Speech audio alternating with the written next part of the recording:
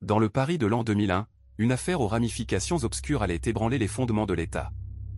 Baptisée Clearstream, elle se tramait dans les dédales du pouvoir et des circuits financiers de la capitale.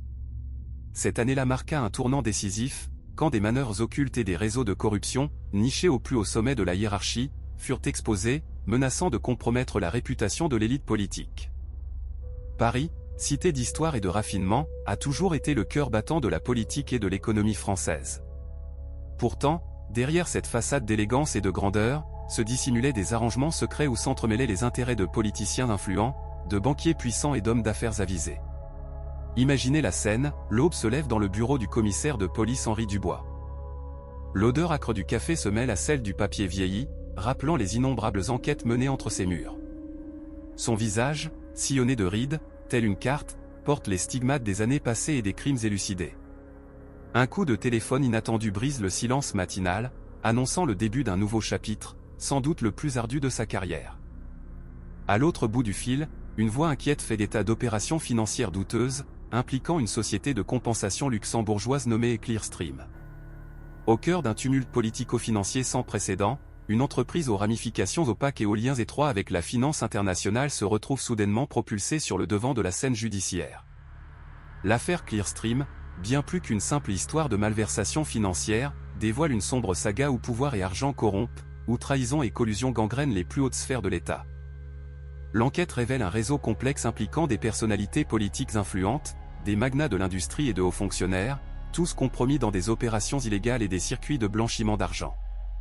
Le préjudice, chiffré en centaines de millions d'euros, continue de se faire sentir, laissant une cicatrice indélébile sur le paysage politique français. Clearstream, devenu le symbole d'une corruption endémique et d'une impunité flagrante, illustre avec fracas comment l'influence et les ressources peuvent être détournées à des fins personnelles, au mépris de l'intérêt général. Telle une boîte de Pandore, cette affaire libère les démons de l'intrigue politique et de la malhonnêteté financière, redéfinissant à jamais les contours de la politique française du début du XXIe siècle. Dès lors, une enquête longue et sinueuse s'engage, promettant de révéler des secrets enfouis et de démasquer les acteurs corrompus tapis dans l'ombre. Le commissaire Dubois, face aux pressions politiques, aux menaces et aux trahisons, est animé d'une détermination farouche, faire éclater la vérité, aussi amère soit-elle. À l'autre bout du fil, une voix rauque, chargée de nervosité, ne prononce qu'un seul mot, Clearstream. Ce mot résonna comme un détonateur, amorçant un processus de déliquescence au cœur même de l'État français. Clearstream, une appellation absente des registres officiels, inconnue des banques. Un spectre, une chimère, niché dans les zones d'ombre des transactions occultes et des théories conspirationnistes. Au sein de cet entrelac d'intrigues et de secrets, deux destins se croisent, unis par une mission, démêler les chevaux de mensonges et révéler la vérité. Henri Dubois, commissaire de police, forgé par des décennies de lutte contre le crime. Un cynique, désabusé par l'hypocrisie du pouvoir, mais animé d'une foi inextinguible en la justice.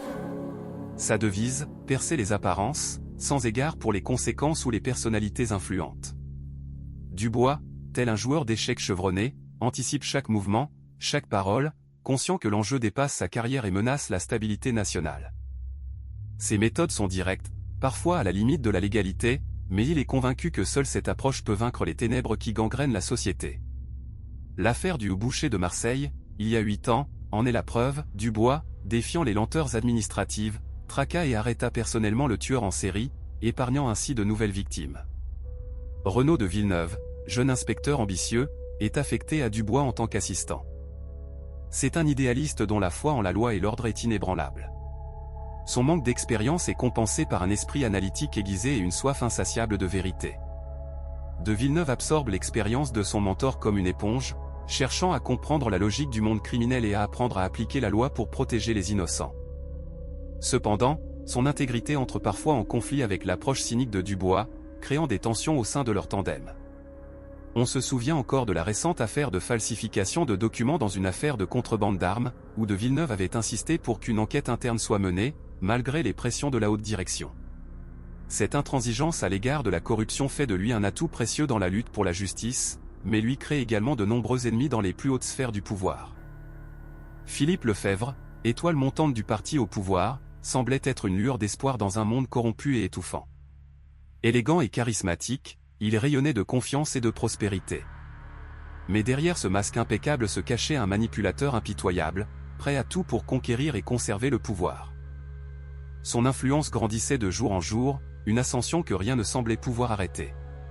Pendant ce temps, Isabelle Moreau, journaliste d'investigation au talent acéré, menait sa propre bataille contre la corruption. Son esprit vif et sa plume incisive perçaient les mensonges et l'hypocrisie avec une précision chirurgicale. Elle bravait tous les dangers pour révéler la vérité au grand public. Ses articles faisaient l'effet d'un coup de tonnerre dans le ciel serein de ceux qui agissaient dans l'ombre. La rencontre entre ces deux mondes se fit par le biais d'un mystérieux Monsieur X, un informateur anonyme qui fournit les premières pistes concernant Clearstream, un montage complexe de blanchiment d'argent où Philippe Lefebvre semblait impliqué. L'identité de Monsieur X restait un mystère, ses motivations obscures, mais ses informations étaient d'une valeur inestimable. C'est lui qui guida Isabelle sur une piste susceptible de dévoiler le vrai visage de Philippe Lefebvre et de mettre à jour ses liens corrompus. Isabelle était consciente que cette affaire pourrait lui coûter cher, mais elle ne pouvait reculer. L'enjeu était trop important. Il était une ombre, un marionnettiste invisible tirant les ficelles de l'enquête qui se déroulait autour du réseau criminel connu sous le nom de Clearstream. Cette toile complexe de corruption révélait un système élaboré comprenant le blanchiment de sommes colossales, la fraude fiscale à grande échelle et le financement clandestin de campagnes politiques illégales, sapant ainsi les fondements de l'état de droit. Au cœur de Clearstream se trouvait un réseau complexe de sociétés écrans et de comptes offshore, par lesquels transitaient des sommes astronomiques se chiffrant en centaines de millions d'euros.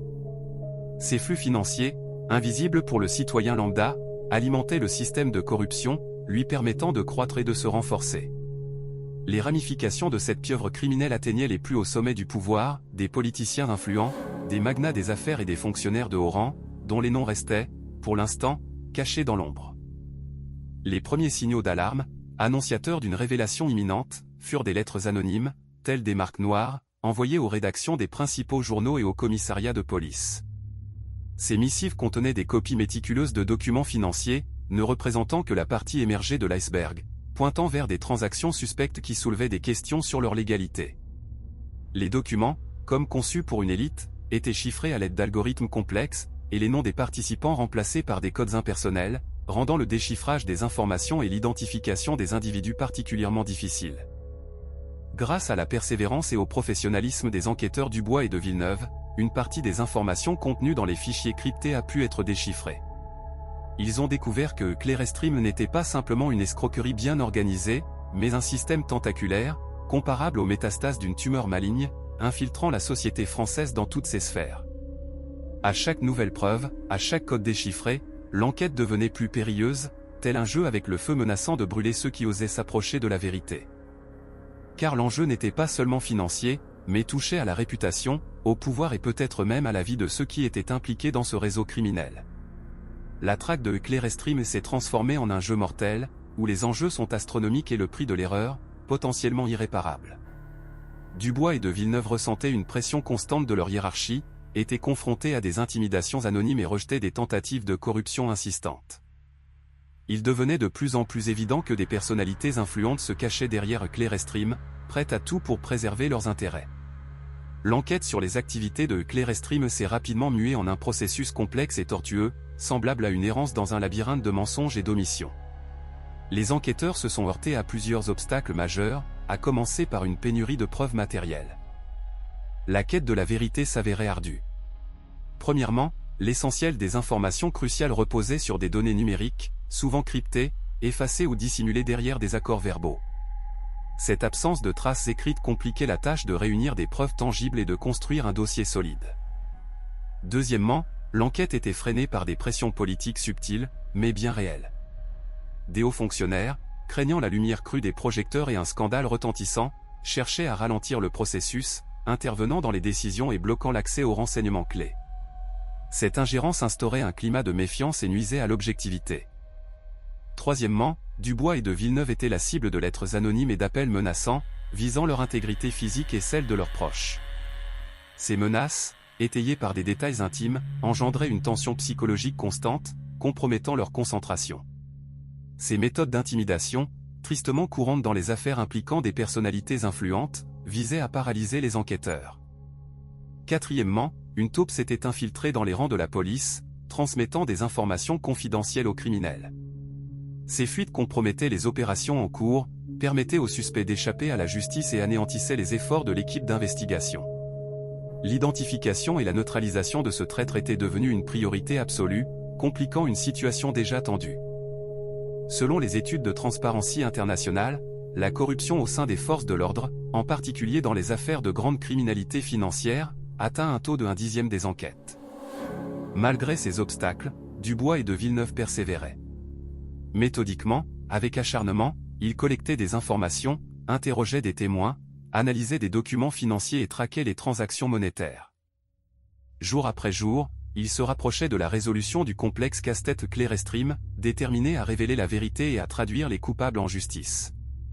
Leur détermination et leur intégrité étaient un modèle de professionnalisme et de dévouement, malgré les pressions et les risques encourus.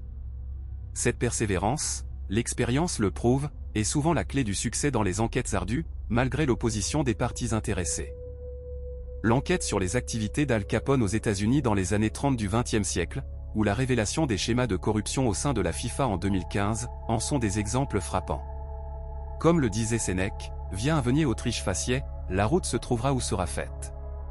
Isabelle Moreau, journaliste intrépide, a joué un rôle crucial dans la mise au jour du réseau Clearstream, en fournissant des preuves irréfutables.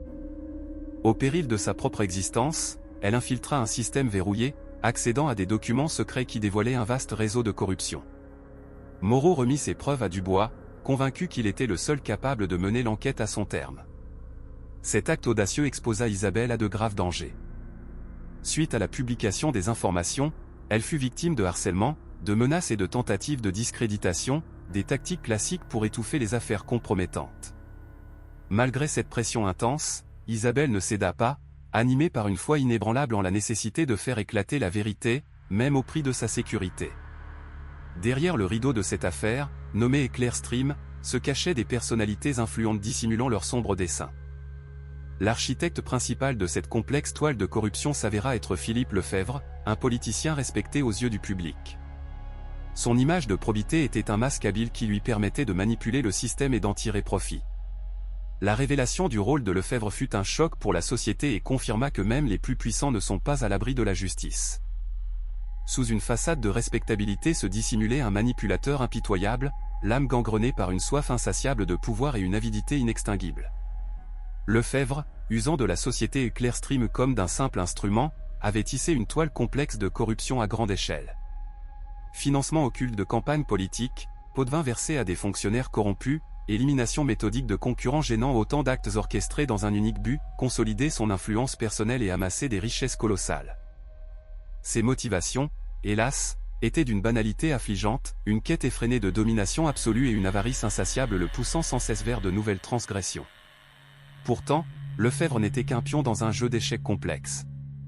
Derrière lui, tapis dans l'ombre, des figures bien plus puissantes, de véritables éminences grises, tiraient les ficelles avec une dextérité machiavélique. Leurs noms restaient murmurés, leurs visages inconnus, mais leur emprise sur le pouvoir était immense. Telles des araignées tissant leur toile, elles contrôlaient les rouages essentiels de la vie politique et économique. Ces individus étaient les fruits vénéneux d'un système corrompu jusqu'à la moelle, persuadés de leur impunité et se croyant au-dessus des lois. À l'instar des empereurs romains qui se croyaient divins, ils sont persuadés que tout leur est permis. L'histoire regorge d'exemples où de telles illusions ont mené des empires entiers à leur perte, de la chute de l'Empire romain au VIe siècle de notre ère à la Révolution française de 1789, lorsque le peuple s'est soulevé contre l'omnipotence de la monarchie. Leur sentiment d'impunité est une bombe à retardement qui sape les fondements de l'état de droit et la confiance des citoyens envers les institutions. Car, comme le disait le philosophe grec Platon, l'injustice, si elle est assez grande, renverse tout. Ils sont profondément dans l'erreur. L'affaire Clearstream, qui a éclaté en France au début des années 2000, a immédiatement acquis le statut du plus grand scandale politique de la décennie. Le procès, surnommé la Rédemption, a captivé l'attention de toute la nation, suspendue dans l'attente du dénouement. Dans la salle d'audience, où la justice était rendue, une tension palpable était perceptible. Philippe Lefebvre, autrefois un politicien influent, occupait désormais le banc des accusés, entouré d'une imposante escouade d'avocats. De son ancienne assurance et de son charisme, il ne restait plus rien. Affaibli, le visage spectral, il n'était plus que l'ombre de lui-même. Le procès Clearstream, baptisé Rédemption, s'annonçait comme l'apogée d'une enquête tentaculaire sur une décennie de malversations financières. Des dizaines de témoins défilèrent à la barre, parmi lesquels des figures politiques influentes, des magnats des affaires et des fonctionnaires de divers échelons. Loin d'éclaircir la situation, leurs dépositions divergentes et embrouillées ne firent qu'épaissir le mystère. Nombre d'entre eux, cherchant à se dédouaner, s'accusèrent mutuellement, semant la confusion et minant toute confiance. L'enquête avait révélé un système complexe de blanchiment d'argent et de fraude fiscale, permettant à ces acteurs de s'enrichir illicitement aux dépens des finances publiques. Rédemption devait rétablir la justice, punir les coupables et restaurer la confiance du public envers les institutions. Or, les témoignages contradictoires et les tentatives d'échapper aux responsabilités entravaient la manifestation de la vérité et l'énoncé d'un verdict équitable. L'opinion publique retenait son souffle, consciente que l'issue de ce procès retentissant impacterait profondément le paysage politique français et son image sur la scène internationale. Dans une atmosphère électrique, la salle d'audience retenait son souffle. Dubois et de Villeneuve, avec une précision chirurgicale, démantelaient l'échafaudage complexe de l'opération Clearstream, mettant en lumière le rôle central de Philippe Lefebvre et de ses complices. Leurs témoignages, étayés par des preuves irréfutables, résonnaient avec force et courage, dénonçant sans complaisance les mécanismes corrompus dans lesquels Lefebvre était englué. La défense de Lefebvre, aux abois, se débattait avec acharnement pour jeter le discrédit sur les témoins clés. Chaque argument, chaque preuve était contestée avec une véhémence désespérée, chaque manœuvre dilatoire utilisée pour enrayer la progression inexorable de la vérité. Mais leurs efforts étaient vains. Le poids des accusations qui pesaient sur Lefebvre était tel qu'il rendait toute tentative de réfutation aussi fragile qu'un château de cartes face à une tempête.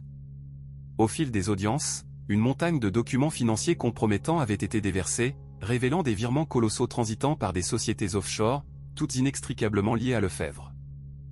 Des experts assermentés avaient authentifié ces documents, confirmant leur pertinence et leur lien direct avec les agissements de l'accusé. De plus, plusieurs acteurs clés de l'opération Clearstream, repentis, avaient témoigné à la barre, décrivant avec une précision glaçante l'implication de Lefebvre dans l'organisation et la gestion de ce réseau criminel. Leurs récits, concordants et accablants, tissaient une toile implacable autour de l'accusé. Après de longues délibérations, le verdict est tombé, implacable, coupable. Philippe Lefebvre a été reconnu coupable de toutes les charges retenues contre lui, notamment corruption, blanchiment d'argent et fraude fiscale. Le tribunal l'a condamné à une peine de prison conséquente, conséquence logique de ses activités criminelles. L'annonce du verdict a suscité une vive émotion dans l'opinion publique. Pour beaucoup, il s'agissait d'un triomphe de la justice et d'une confirmation du principe selon lequel nul n'est au-dessus des lois. L'affaire Lefebvre est devenue un symbole de la lutte contre la corruption, incarnant l'idée que ni la richesse, ni le pouvoir ne peuvent protéger de la justice. Point culminant, la justice était rendue. La question de savoir si la justice avait réellement triomphé restait ouverte, mais un fait demeurait incontestable, Philippe Lefebvre avait payé le prix de ses crimes. La société attendait la suite des événements, espérant que cette affaire marquerait le début d'une lutte plus efficace contre la corruption dans le pays. L'opinion publique est restée divisée suite à la conclusion du procès de Lefebvre. L'annonce du verdict fut accueillie avec soulagement par une part importante de la population, qui y voyait le triomphe de la justice et la confirmation que nul n'échappe à la loi. Cependant, une minorité, déçue, jugea la sentence trop légère au regard de l'ampleur des dommages causés. Nombreux furent également ceux qui considéraient Lefebvre comme un simple bouc émissaire, persuadés que les véritables instigateurs et profiteurs du système corrompu avaient réussi à se soustraire à la justice, demeurant dans l'ombre. Le procès de Clearstream marqua un tournant décisif pour la France, symbolisant la lutte contre la corruption au sommet de l'État. Il prouva que personne, même nanti de pouvoir et de moyens financiers considérables, n'est à l'abri des tribunaux. Ce procès établit un précédent important, soulignant la nécessité de respecter la légalité et la transparence dans les activités des fonctionnaires et des grands entrepreneurs. L'affaire Clearstream mit en lumière des problèmes systémiques liés au blanchiment d'argent et à la fraude fiscale, ce qui contribua à renforcer le contrôle des opérations financières et à durcir la législation anticorruption. Mais l'affaire Clearstream dépasse le simple récit d'un crime et de sa punition. C'est une histoire sur la nature humaine, vulnérable aux tentations du pouvoir et de la richesse, sur les compromis moraux et leurs conséquences. C'est un récit de la fragilité des valeurs morales, confrontées à l'attrait de l'argent et aux pressions des réseaux d'influence, qui peuvent pousser les individus à transgresser la loi et à trahir leurs convictions. L'affaire Clearstream résonne encore aujourd'hui comme un avertissement. C'est l'histoire de ceux qui ont osé défier un système opaque, payant parfois un lourd tribut pour la vérité et la justice. À l'image d'Émile Zola, qui clamait lors de l'affaire Dreyfus, la vérité est en marche, et rien ne l'arrêtera. Clearstream illustre cette lutte incessante, faite de courage et de persévérance. Le scandale a profondément marqué la société française. Il a déclenché une vague d'indignation publique et intensifié les appels à une plus grande transparence et à une meilleure responsabilisation des fonctionnaires. Les citoyens exigeaient non seulement la punition des coupables, mais aussi des réformes systémiques pour empêcher de tels abus à l'avenir. Cette affaire a agi comme un catalyseur, entraînant une révision des lois sur le financement des partis politiques et les activités de lobbying, ainsi qu'un renforcement du contrôle des activités bancaires et des opérations financières internationales. Clearstream nous rappelle que la lutte contre la corruption exige une vigilance constante de la part de la société et de l'État. Les enquêtes d'opinion menées après le procès ont révélé une baisse significative de la confiance dans les institutions politiques et une inquiétude croissante face à la corruption. Selon un sondage de l'IFOP, 68% des personnes interrogées considéraient la corruption comme un problème grave pour la société française. Suite à un scandale retentissant qui a ébranlé la société, une série de nouvelles lois ont été promulguées, visant à éradiquer la corruption et à réprimer le blanchiment d'argent. Les autorités ont renforcé considérablement les mesures de contrôle des opérations financières, s'efforçant de les rendre aussi transparentes et responsables que possible. Cependant, la conséquence la plus importante de cette affaire, baptisée Clearstream, fut un changement dans la conscience publique. Elle a démontré de manière éclatante que la corruption n'est pas un concept abstrait, mais une menace réelle et tangible pour le bien-être de toute la société. Les systèmes de corruption et les abus détruisent la confiance des citoyens envers les autorités, minent la stabilité économique de l'État et empoisonnent la vie quotidienne des citoyens ordinaires. L'une des principales leçons à tirer de cette histoire est que la lutte contre la corruption n'est pas une action ponctuelle, mais un processus continu et exigeant des efforts constants. Il est nécessaire d'améliorer sans cesse le cadre législatif, d'accroître l'efficacité des mécanismes de contrôle et de renforcer la responsabilité des fonctionnaires en cas d'infraction liée à la corruption. Il est important de se souvenir que la vérité triomphera toujours. Même si elle est soigneusement dissimulée sous une épaisse couche de mensonges et de systèmes de corruption, elle finira tôt ou tard par éclater au grand jour et devenir de notoriété publique. L'histoire connaît de nombreux exemples où la révélation de réseaux de corruption a conduit à de profondes réformes politiques et économiques visant à accroître la transparence et la responsabilité du pouvoir. Sous le règne de l'empereur Claude Ier dans la Rome antique, des mesures furent prises pour lutter contre la corruption au sein de l'administration, comme le relatent Tacite et Suétone. Ces réformes visaient à restaurer la confiance envers l'État et à améliorer son efficacité. Chaque citoyen partage la responsabilité de l'avenir de son pays, ce qui implique une vigilance constante et une lutte active contre la corruption. Signaler les actes de corruption et exiger la justice sont des devoirs fondamentaux pour maintenir une société saine. L'histoire nous enseigne que le pouvoir et les ressources financières ne sont que des outils dont la valeur dépend entièrement de l'usage qu'on en fait. Comme une épée à double tranchant, ils peuvent servir à construire et à faire progresser, mais aussi à opprimer et à détruire. L'histoire regorge d'exemples où la concentration du pouvoir entre des mains malhonnêtes a mené à des abus et des souffrances à grande échelle. Dans la Rome antique, les excès de certains empereurs, tels que Caligula ou Néron, ont déstabilisé la société et provoqué un déclin économique. Sous Louis XIV en France, le gaspillage de la cour et la corruption des fonctionnaires ont conduit à la misère du peuple et, finalement, à la Révolution française. Tant qu'il existera des individus animés par une soif insatiable de pouvoir et d'enrichissement, la corruption restera une menace constante. La lutte contre la corruption n'est pas une action ponctuelle, mais un combat incessant pour la justice, dans lequel chacun doit s'impliquer activement. L'ignorer et rester passif mine les fondements même de notre société. Imaginons un monde où l'affaire Clearstream serait restée non résolue, où les coupables auraient échappé à toute punition. Un monde où le mensonge et la trahison seraient monnaie courante, où la loi et la justice ne seraient que des mots vides de sens. Dans un tel monde, l'impunité régnerait en maître, la confiance envers les institutions s'effondrerait et la société sombrerait dans le chaos. Les investissements et la croissance économique seraient étouffés par le manque de transparence et de prévisibilité. Les citoyens, privés de toute perspective d'avenir, seraient incapables de réaliser leur plein potentiel. Un tel monde serait voué à la stagnation et au déclin. C'est pourquoi la lutte contre la corruption est un devoir moral pour quiconque se soucie du bien-être de son pays et des générations futures. Après le tumulte, les échos de Clearstream. Des décennies se sont écoulées depuis que le scandale Clearstream a éclaté, mais ses répercussions se font encore sentir aujourd'hui. Henri Dubois, autrefois le fer de lance de l'enquête, a pris sa retraite et profite d'un repos bien mérité. Fort de sa ténacité et de son intégrité, Renaud de Villeneuve gravit les échelons jusqu'à devenir commissaire de police, continuant sa lutte contre le crime au sein des forces de l'ordre. Isabelle Moreau, dont les articles avaient révélé les obscures machinations de Clearstream, poursuit son travail de journaliste, dénonçant sans relâche la corruption et l'injustice. L'affaire Clearstream, désormais reléguée aux annales, est un sombre rappel de la facilité avec laquelle le pouvoir et l'argent peuvent aveugler et pousser les individus sur la voie du crime. L'écho de ces événements résonne encore dans les couloirs du pouvoir, incitant les fonctionnaires, marqués par le scandale retentissant, à une prudence accrue. Les bureaux silencieux des ministères, autrefois le théâtre d'intrigues et d'accords illicites, gardent désormais le silence, mais leurs murs conservent le souvenir de tout. Plus important encore, le souvenir de Clearstream demeure vivace dans le cœur de ceux qui croient en la justice et refusent de céder aux mensonges et à la tromperie.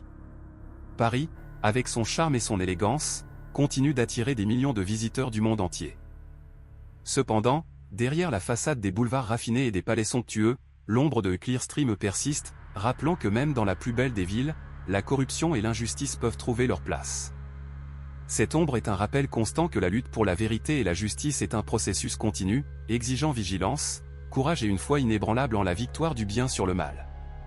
Un combat pour lequel, comme le soulignait Voltaire, on se doit de combattre pour le droit de l'autre à s'exprimer, même si l'on désapprouve ses propos. Ces mots résonnent avec force, capturant l'essence de la liberté d'expression et du droit à la vérité, valeurs pour lesquelles les figures du dossier se sont battues avec acharnement. Et vous, auditeurs, prenez un instant pour plonger au cœur d'événements tels que ne sont-ils pas le reflet d'une corruption latente, capable d'éclore dans chaque strate de la société, même au sein des gouvernements les plus vertueux? La corruption, n'est-ce pas un virus qui infecte non seulement les institutions, mais aussi le cœur même de l'humanité, ses principes moraux et son sens de la justice? Les études de Transparency International le confirment année après année, aucun pays n'est à l'abri de ce fléau. Même les nations dotées d'une démocratie solide et d'institutions robustes y sont vulnérables, bien que dans une moindre mesure. Cela souligne le caractère systémique de la corruption, qui s'enracine dans les relations humaines, dans la soif de pouvoir et d'enrichissement, dans la propension à transgresser la loi pour un gain personnel. L'histoire nous enseigne, de l'Empire romain, où la corruption gangrenait toutes les couches de la société, à la Russie contemporaine, où, selon des enquêtes sociologiques, plus de 60% de la population considère la corruption comme l'un des problèmes majeurs du pays.